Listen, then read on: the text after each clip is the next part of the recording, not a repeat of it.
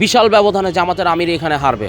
যারা আমাদের মা বোনের ইজ্জতকে হনন করেছে, যারা নাকি জান্নাতের টিকিট এখন বিক্রি করছে, তাদেরকে ভোট না দিলে মেরে ফেলবে। পাগলের সুখ হচ্ছে মনে মনে, আমি যেটা বুঝি, হ্যাঁ, যে জামাত হচ্ছে সর্বপ্রথম অনেক আগে থেকে আমরা যেটা যে ফ্যাসিস্ট, এরা হচ্ছে মুক্তিযুদ্ধ বিরোধী। যারা মুক্তিযুদ্ধ বিরোধী, আমি একজন সাধারণ মানুষ হিসেবে আমি তাদেরকে কিভাবে ভোট দিব, আমি জনগণের কাছে এটা প্রশ্ন রাখছি। আমি জনগণের কাছে এটাই প্রশ্ন করব যে যারা মুক্তিযুদ্ধের বিপক্ষে, যারা আমাদের মা বোনের ইজ্জত হনন করেছে, যাদের দ্বারা আমাদের বাংলাদেশের এত কিছু লুণ্ঠন হয়েছে, আর যারা চিহ্নিত হয়েছে আমাদের বিএনপির মাধ্যমে, আজকে আমরা সেই মুক্তিযুদ্ধ বিরোধী, তাদেরকে কিভাবে আমরা ভোট দিব?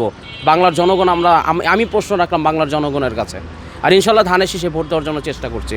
আমরা যখন দেখেছি যে আসলে তারা হচ্ছে আমাদের সাথে যখন যোগ দিয়েছিল, তখন আমরা বিষয়গুলো ওভাবে করে ফলো করে নাই, ঠিক আছে। কিন্তু পরবর্তীতে যখন দেখলাম যে ট্রাইব্যুনালগুলোতে মোটামুটি তারা হচ্ছে দেশ বিরোধী, তারা হচ্ছে পাকিস্তান বিরোধী, ঠিক আছে, তা পরবর্তীতে আমরা আস্তে আস্তে তাদের কাছে জোট থেকে আমরা সরে আসলাম, ঠিক আছে। এটা মানে সর্বপ্রথম আমাদের একটা ভুল। সরে আসছে নাকি আপনারা সরে আসছে? আমরা সরে এসেছি আমাদের নিজেদের দিক থেকে। মূল কথা কি, আমার কথা হচ্ছে, আমি যেমন এখানে একটু উদাহরণ দিই, আমি রহিম, আরেকজন কাশেম। এখন আমি যদি কাউকে যদি মনে করেন যে উঠিয়ে দেই, এখন সে যদি আমার বিরুদ্ধে কথা বলে, তখন তো আসলে তাকে কাছে রাখা উচিত না। শফিকুর রহমান নিজে স্বীকার করেছে আমরা ভালো হয়ে গিয়েছি, তার মানে কি সে তো নিজের মুখে স্বীকার করেছে তারা স্বাধীনতা বিরোধী। যদি নাই হতো তাহলে কেন স্বীকার করবে আমরা ভালো হয়ে গিয়েছি? আমরা তো বলি না, আমরা তো স্বাধীনতা বিরোধী না। আমরা কি কখনো বলেছি? আমরা কখনো বলি নাই তো। সে নিজে স্বীকার করেছে সে স্বাধীনতা বিরোধী।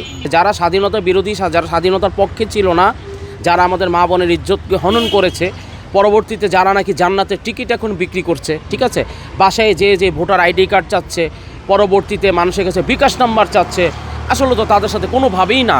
আমরা প্রচারণা করছি বাসায় যে ঢাকা, আমরা জাস্ট খালি বলছি যে আপনারা ভোট দিবেন, কিন্তু আমরা কিন্তু কারো কাছে নাম্বার নেওয়া, বিকাশ নাম্বার নেওয়া, জান্নাতের টিকিট বিক্রি করা, ঠিক আছে, তাদেরকে ভোট না দিলে মেরে ফেলবে, অনেক ধরনের কথাবার্তা মোটামুটি আসতেছে। আমরা তো আসলে কখনো এটা কাম্য করি না। আসলে বাংলার জনগণ রীতিমতো ফ্যাসিস্টকে যেভাবে গত 5ই আগস্ট ছাত্র জনতার গণ অভ্যুত্থানের মাধ্যমে বাংলাদেশকে তারা যেভাবে বিতাড়িত করেছে, যত কিছুই বলুক না কেন, আমার বিএনপির ঘাঁটি হচ্ছে মিরপুর 13 নম্বর। আমরা ছোট থেকে বরাবর, এখনই বড় হয়েছি, আমরা দেখে আসতেছি। তো আমি মনে করি বিশাল ব্যবধানে জামাতের আমির এখানে হারবে। বাংলার মানুষের মুখে মুখে ধানের শীষ, আর বাংলার মানুষ এই স্বাধীনতা বিরোধী এদেরকে কখনোই তারা আর দেখতে চায় না। আর তারা ইসলামিক দল বলতেছে, ইসলামিক দল তারা কিভাবে? আমার কাছে প্রশ্ন এখানে। যারা মানুষের কাছে যে জান্নাতের টিকিট বিক্রি করতেছে, হ্যাঁ, যারা মানুষের কাছে যে বিকাশে টাকা যাচ্ছে, তারা কিভাবে দেশ চালাবে? আমার কাছে এটা বোধগম্য না। পাগলের সুখ হচ্ছে মনে মনে, আমি যেটা বুঝি, হ্যাঁ। তো উনি চিন্তা করতেছে উনি হবে, কিন্তু বাংলার জনগণ তো আসলে ওনাকে চায় না। বাংলাদেশের সবচেয়ে যেই বড় 2টা দল ছিল, একটা হচ্ছে আওয়ামী লীগ, তারা নিজেদের কারণে নিজের আজকে বিতাড়িত, তারা ফ্যাসিজম করেছে। এমনকি দেখেছেন গতকাল ট্রাইব্যুনালে একটা রায় হয়েছে, ফাঁসির রায়, হ্যাঁ। তারা আসলে এই ধরনের অপকর্ম করেছে, অপকর্ম করার কারণে আজকে তারা বাংলাদেশ থেকে বিতাড়িত হয়েছে। আর বাংলাদেশের সবচেয়ে আরও যেটা বড় একটি দল, এটা হচ্ছে বাংলাদেশ জাতীয়তাবাদী দল বিএনপি। গত কয়েকদিন আগে আপনি দেখেছেন যে জামাতের আমির, আমাদের দেশনায়ক জনাব তারেক রহমান, আমাদের চেয়ারম্যান, যিনি বুলেট প্রুফ বাসে উঠেছে। কারণ কি, উনি হচ্ছে এত বড় একটা প্রেসিডেন্টের ছেলে, উনার কিন্তু অবশ্যই কিন্তু সিকিউরিটি প্রয়োজন। আর উনি কিন্তু সেমন হয়নি। এখন আমার কাছে প্রশ্ন, উনি আমাদের দেখা দেখি গাড়ি তৈরি করলো, তা উনি কি বাংলাদেশের কি দ্বিতীয় তারেক রহমান হতে চাচ্ছে?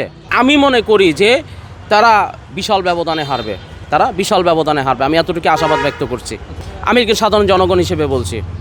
আমি ঢাকা 15 আসনে সবাই শফিকুল ইসলাম খান মিল্টন ভাইকে চাচ্ছে, কারণ আমি এখানে সম্পূর্ণ একটা ম্যান্ডেট দেখছি একটা। কারণ কি, ঢাকা 15 যেটাই বলেন, এটা হচ্ছে বিএনপির ঘাঁটি ছিল, ঠিক আছে, এখনও আছে, আগেও থাকবে, পরবর্তীতেও থাকবে ইনশাল্লাহ।